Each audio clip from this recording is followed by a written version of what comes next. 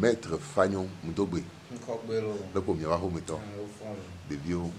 Togbeo. Maman. Nyawe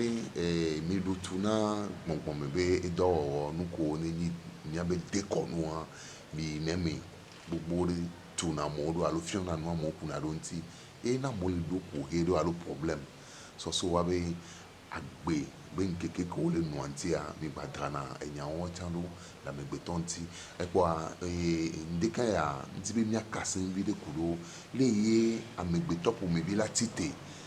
la wodo la poga la dibe ya wonu vide doa ejeje mi Africa to ami bon na be ni mi wodo kwa mi apply ni gban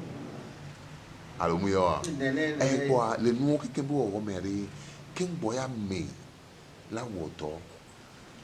la poga la be ave plan ni gban re afori de ko ibe la te wole te ko nu ba padi o king boy ba yi ni e kan gba be fione o eyan fo bi o ma to gbe na amesia me no da kike no yen o eto yen o no vien o su no wo ma to bi no keke mi le yen akemi le gba amo le no to nyere ne ba se yen parce eyan de be yin o so ra yen nyere be yin so ra le keke ame be apa ko ji fia yan wa o ron o le ji do o podo o ji ka o ji dopo o va kara merinti ya ame awo le nti o ka o podo o le wodo ko le wodo ai gawa mi ganu nyere be ora gamo ora nu gbregbre ore ma ti so ga so nu gbregbre fa o site nu nye ke mi ora la ngba keke ame gba yin ya ngba e ya le vevere le keke ame o site o poga o va pra ngba ke ngbo la pra ngba le o va ipo pa ngba o swat o po de machere be le je ngba de machere akwa ngba no uswat ame ore gbono brane ayingbe alekele niveau aleke ye ayingma wa so e so nu ku so e pa ayingba to ba ngbe do ayingbe ake ye po le niveau alekia ke gba mi aleke kure so ya o jaba kan le nti wa ro o jaba normal ma ne la ro wa o la wa ken ayingba wa ye cité ye plan ayingba wa ye dagbe vana ele ayingba wa be kote ya nuke polike janya afala gbono zeka nenyoa afala te tono benale enyo fa ewe voa nuke balentia ola gbatro gbono va nemyoa no tono benale ngbawe wa re ngbawe mi fun de ka ko la plan malo zedeka wa olanya nuke nko ja olanya zedeka va medole ula cité no cité lekia ono pa imare poa o so no gbe gbon no gbe wo be priest do tele alonde poa ula cité lo vai plan gba aingba wa ko ja player o ya menene ke plan gba ke ngbe o cha o cité be ya vai player ame to la te play o la yinte ame negoa la pa ho ja o do problème wa ele ke be lo kala nyambe amo plevo mate nyang le gbo o mate no munya wa de no munya wa o do problème wa on to me tia so to do ko so do problème va ne o la nya no cité no ya no vai kafa bina de ai pe an lekia un play be nyona ma ne ame to sana ke ngbe o e ja wa ya me negoa afala to no bina de ai gbe anya le nya la no ai gbe anti ngba wo lekreke epa ye no gbe wedeji nuke bokono gble no o gbe wedeji kwa ngba gbe na be e asavo ayin le bien placé kwa e asa vokele nwa keleja ya se ya o ya play ngba wo sino afa gble no o je bi ya te kwa lo wo ni apo ya pa oja ne o se kwa re ngba wo voa dole ameko le ye amewa ji nene be ne gbegbe gomeso yo vai play va o va yan benare ame ton le kengbo ye to me tatro so ame ve america play na ngma e o so america play o gba to so sana mebu o yan benare ayinma jaba disco le yan mi le justice mi le ya fio ye npo le pa no to yan wa je no munya wa la sanga ba gba to ayinma ke o play abi ganti va no nya be na be o ira nu nene be nu dia ava no va mi en consultation aingbe ake ameyale ke ple ye ameyale ke le donya kwili aingba be côté a polika ja ameyala no le ya aingba ya mi la te kwa aingba na ba ye to mi la so afaso dare sinon mu lelo ne sine mi le kan fo wa mi ne mi kan fo wa mi la te so daro aingba waji aingba fike ogbon be aingba wu na me ye wa aingba re mi atogbeto metia ekobin mi ko ekomi kwa sinon aingba yipo mi le ne en tout cas bon ne mi ke boss de ka mi la nya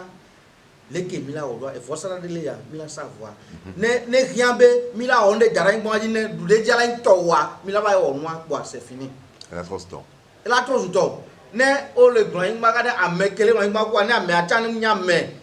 to clever ye chava to afiko la to wa ne wo ye ino be ne ba da ingba waji ya de ka kuji kebe la do wa e ya la jo ai ma trust do ne dile ne ne amesa la to amesa la funa ingba ameke plenucha e ya jo vo nke gba poto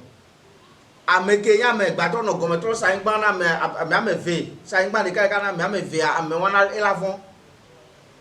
ame wa gba to jeji ba gba to so ne be ingba so sa ah nous ya ke va jole ke fia ne chan gbere ti amaro pro jam e chala trodo la trova ingbe de donc la pa gojia ende benya normalement ne mi ja on ne be no mi do la die gome nyo de ke ngbe la te won ne be no nu o le gbangban wa mi won ne na me o le na ngba ku o le e wa no va nya mi la we nya me agbere ti amela ku e wa ne apa wa edorele ndele ye nwa to jama gba tro de me na mi mu aingba be yan de be yin o nya me fami o me to jan fia te pe de le fami ame va te pe wale te e togbe o be te pe de va ke togbe oku e to ngbale o le kaile o le gbeji o ngba yan de pe le fun o akotodo amedo le na home la be ave fi ave la o mereka me amate wo no voa ame wa mu le po galate wo voa mu ye be domaine me be yo ne o kan ke me wa o cité o va po ga be ya va o le famille me funa me ame gbogbo ro gba to na problem le wa o cité be la va o ne le famille me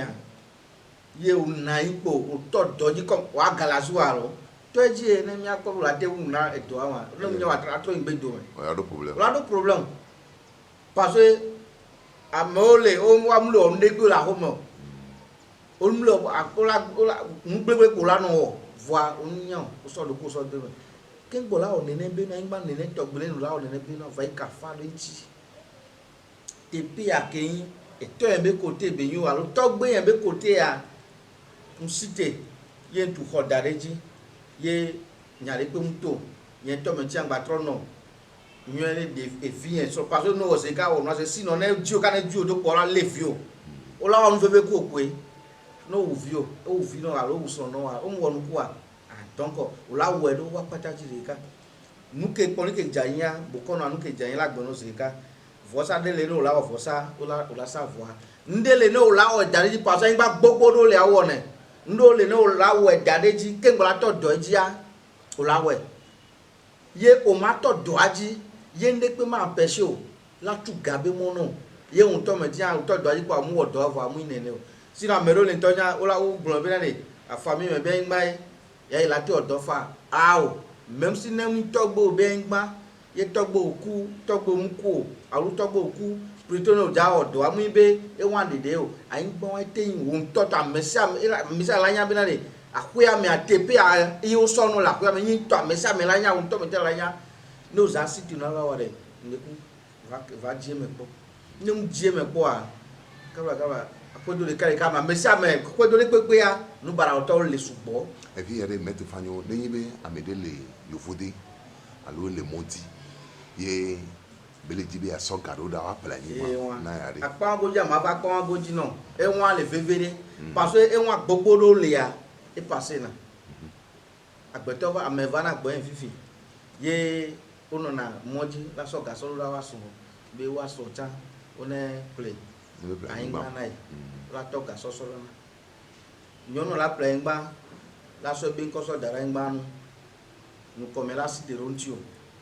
ebe famille si te kɔ ase fi o ɖo problème vɔ wa o kɔ anyigba wa la si o vɔ wa eku be nyagbɔna o la gbe do le fún o tsɔn o la be ma lɔ c'est ça donc ne o dza wɔ nene be no le extérieur ne o dza sɔ ga ɖo ɖa bena de ple anyigba nam alo nɔvi o dza sɔ ga na bena de dzi anyigba aleke ne aple na ma de dzagbagba ne aku me kpɔ ne aku la va o de yɔm ne yɔm ma dzi me kpɔ no nu ya ko dza wa de o sɔ ga sɔ ɖo ɖa yo ple anyigba ya nɔ yo wɔ dɔ wa nɔ da ɖe nu ko le dza plan de o le dzi o sɔ ɖo ɖa o wɔ da ɖe ne o va kpɔa nu kele fún o la ya se ɖeka ne o ma te sɔ ga lɔ tɔ ame wa dzia afala gblɔ be ŋgba wɔ le kele ko nukɔgbe la changement do la nya do la va ne sɔ dzi o la sɔ to ne nyɔa afala gblɔ nɔ va ne nyɔa afala to nɔ bena de nu ya dza ŋgba wɔ le kele ni de tɔ be enyɔ la to nɔ bena de enyɔ wɔna de gbalẽ ke gbɔ la se sɔ tɔ nene be dɔa dzia ye dɔ la zɔa ela wɔ nɔ pa be anyigba do le la tɔ dzi kɔa problème ko la do nya be ne le gɔmɛ fún ye o le wɔ enua ku o kɔa o la yin gbe do la anyigba be ko edɔ la tsa ko yi kɔa c'est fini o na nya wa de pe wa ko so da fún wa kaka o tɔ la o la ku egbe la mi o le fún donc forcé ya ele possible mia cité nyangba edo wo be ne mia odo mi ra cité ronti mia do mia de kono be nu me ye mia te won ke mila wa ndo le toja o la te we o la te kafa do enuati la ngba me ko to la to no be vodun ale ke la ko do me va ina ndu vodun fa o mi ale ke no toja vodun cha ela ko fa ko do me o la te wona ba te nko na mere gbentia fodun e kan me anto fodun la gere apawan goji e won o woni va no cité po o no funda o poga ko do da o lo regretter na mere le na me ja o ne be no re ne jie me po ke ngbo e alo ba yo met fanyo ne yom muni be ba so e garo da ba plan ma na e a so garo na ma plan ngba o nyem le gbon da me are so garo da mo ah o ye mu géomètre ye mu démarcher nu do yen won ya ma pono bi na eso enyon la te nwe no ba te nwe ma to bi ngba wo no la we ma to no bi ngbun wo ne won te la va o le ko la we do ma gbon no se ka la pa ne me se o la te we o e do ko la te o le funra u so won to me tia mo de ji o la no asipere ji o la no ne o to nu aja o ma gba ran wo ne pe do da o ne o la di gado ko le fun wa mi agba to gbon no se ka parce que do do le nene ne mu wo dara ngba ji ne e to abe sonso acha ko ju a on to me ti kere so ga so la bloquer o la on veve ku o la couper chance non nous c'est la top gble o ko ame ko pu na po o ne ko pu ra me pe ti a o no ame ke dona gana o klon keke la jo le nti o e vo wa ne le nene a lo ko imate na ni va no yo nye met fanyo ma ji me pono le ko la o awe numéro yan ne amere le ji number yan la te bio mi yan so ai mo be apago ji ba dro de me na me anyo dia numéro a elle est plus 228 91 48 67 51 na me agbe o sina kwa ye ku o me mi apopula pa ma de me ne nyo le ka ma be yan yi do ma de me ne va na ma be eyan la me adia ma gba dro de me afoke be na de ya ma gba do mi be yin la o na me forcer va ma gbonto yan ne kengbo de ne bele wa va numéro vegoin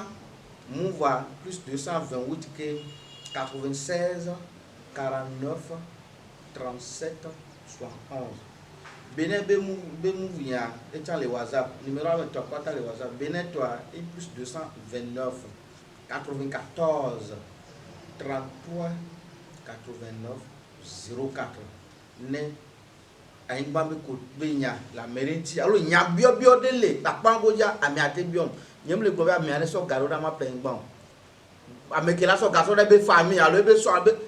ka personne me pe ya confiance ngba me pe yo ame pe ngba ro confiance le keke amo on to metia kele wonu ai o la do confiance do ko yi me ngba ro me bujo parce que ame o le la te do mais vraiment ngba boleke o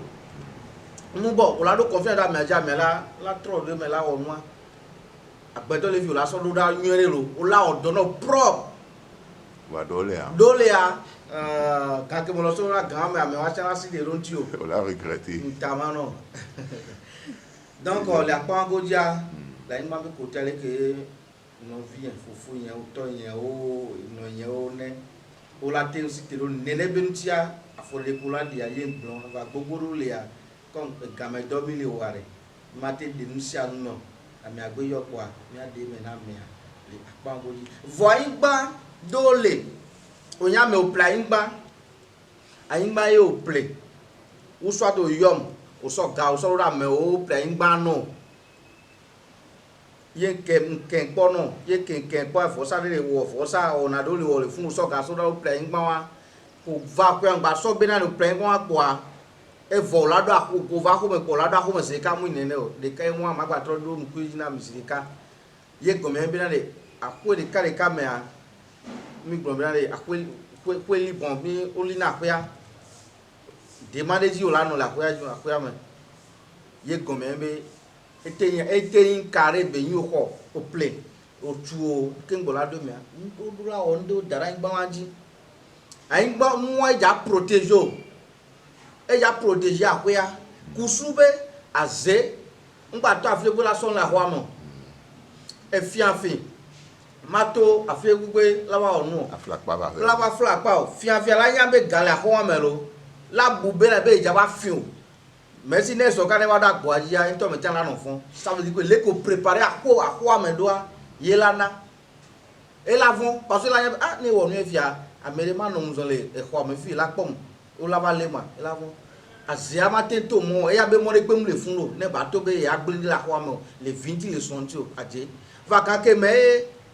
ole yo playing ba aingba yo play o alo o ja play yo ke po no le o to no be yan va yo play ye nene be nu o mu wo o va do me po ko ke o gbon yan na met fa yan e met fa ke po yo o nse o yo o nu no o do avo kwa o va do nu ame ye eso a azeva ton gble fun o va le dubo ko ton fi va ton fi no a o la gbon be yan ke met fa yan gbon mu nene va mu nene yan je chan le gbon yan yan won akwe ori na akwe olina pe akpobe aluwe gbogbo do le fifi o wona le villa me ye olado olaluwe on to me tian olawa kha ho la ho me mo no munya wa ho me ko do chance la ku no la ho me ça veut dire me wa akwa me préparer akwa me nyon do ye nu badao le chaka me bon le bon to chance la pet chance le donc ne ngba me de so ahoya forcer ne wono mi be on to me to ja na ahoya me aye ola wonu la protéger ahoya nyere la dra ahoya ro kengbo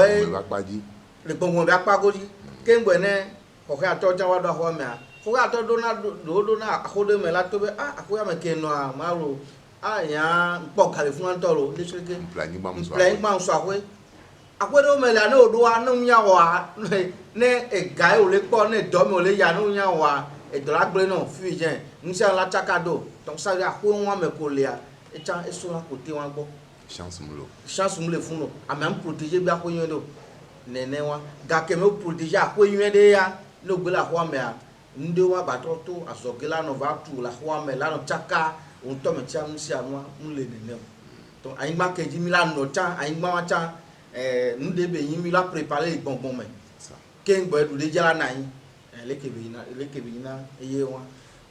mettre fagnon mi da kaka